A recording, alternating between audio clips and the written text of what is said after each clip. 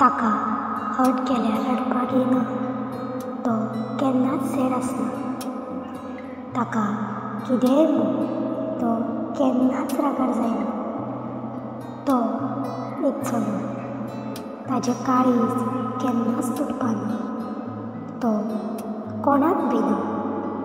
ताका कसलोच फरक पडना, कारण तो एक चलो।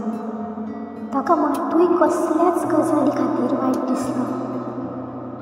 ताका कसल्याच गजाली खातीर मातूय वायट दिसना,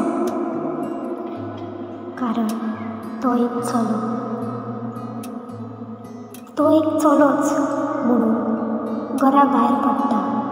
तो एक चलोच म्हूण कामार 6-7 वरां उबो रावता।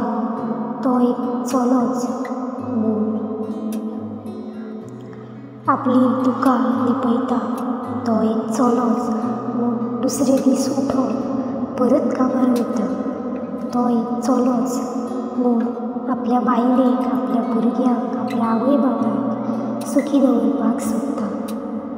तो एक चलोच म्हूण सगळें कितें सुद्दां ताका तेणे करून सुद्दां ताका फिलिंग्स ना अशें आमी म्हणटा, कारण तो एक चलोच म्हूण।